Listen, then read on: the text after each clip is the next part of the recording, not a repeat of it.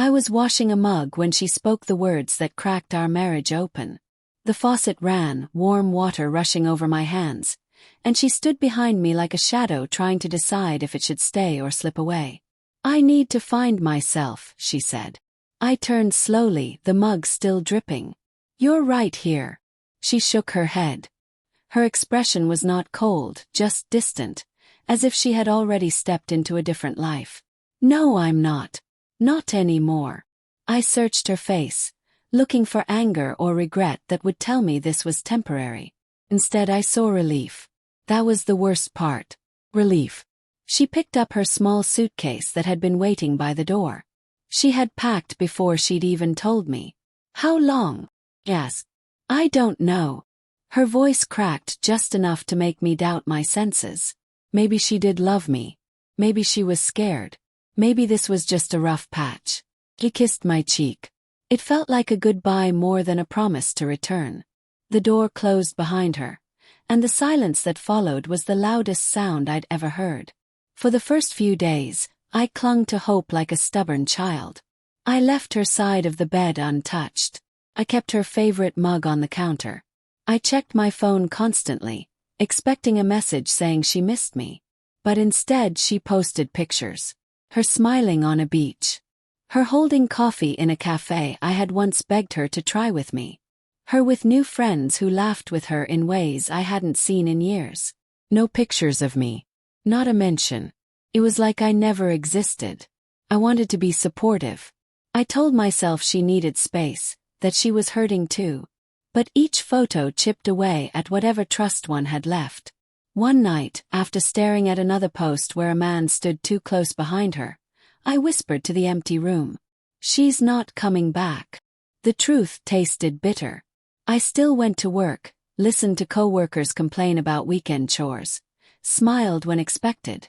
But inside I was sinking. The house where love once lived grew colder every day, and the bed felt bigger, like it was mocking my loneliness. Then there was Lily. I met her at the grocery store. She was reaching for the same jar of pasta sauce. We both laughed, and something in that laugh loosened the knot in my chest for the first time in months. We ran into each other again. Then again. Coincidence became conversation, and conversation became coffee. She didn't pry about my past, but she didn't flinch when pieces of it slipped out. She listened like someone who understood broken things and didn't fear them. One night, after dinner at my place, she glanced at the dusty photo frames on the shelf. The pictures of my wife that I hadn't yet moved. "You don't have to explain," she said softly. "I just want you to know you're not alone." Her hand rested on mine. Warm. Present. Grounding. I realized how starved I'd been for affection that wasn't laced with shame or distance. I hadn't planned to fall for someone new. I just wanted to feel like a person again. Weeks turned into months. Lily brought color back into the house. Plants appeared in corners that once held silence. Music played in the morning instead of my thoughts. She didn't replace my past, but she helped me breathe again. Then one late afternoon the front door opened. I heard the click before I saw her. My wife stepped in, hair longer, sun-kissed, wearing a glowing confidence that made her look like a stranger. She dropped her bags. "I'm home." As if nothing had happened. As if she hadn't left me to rot in my own doubts. I stood in the living room, unable to speak. She scanned the room, taking in the changes. Plants. The shoes by the entryway that weren't mine. The faint sound of Lily humming in the kitchen. "What's going on?" she asked. Her confusion was almost genuine. Almost. Lily walked in, drying her hands on a towel. She stopped when she saw the unfamiliar woman staring at her. My wife blinked. "Who is she?" Could have lied. I could have stuttered or begged or explained until my throat burned. But I thought of the night she left.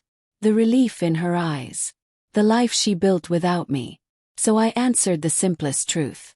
"She's someone who never got lost." My wife's breath hitched. For the first time in what felt like forever, she looked unsure. Vulnerable. "I came back for us." "There is no us anymore," I said. My voice was calm, almost gentle. "You left to find yourself." I stayed, and I found someone who stayed with me. She stepped closer. I made a mistake. And so did I said. I waited. Her eyes glistened with guilt. She looked between me and Lily, trying to figure out where she fit. The truth hung heavy between us. You could have told me, she whispered. You could have stayed, I replied. Silence stretched like a wound that would never heal cleanly. She wiped her eyes, not bothering to hide her heartbreak. Do you love her? I looked at Lily. She didn't speak, didn't pressure, didn't move. She just watched me with quiet patience. No fear. No demands. Just belief. Yes, I said. I do. My wife nodded slowly, the acceptance cutting her deeper than the pain. She picked up her bags, her shoulders trembling. I hope she never makes you feel the way I did, she said, voice trembling. I hope you find what you were looking for, I replied. The door closed again. This time the silence was gentle. Lily slipped her hand into mine. You okay? I exhaled, a long, unsteady breath I felt in my bones. I think so. I think I will be. We stood there together, two people who chose not to run. The evening light filtered through the windows, warm and steady, filling the room that had once felt empty. For the first time in a long time, I didn't feel abandoned. Felt found.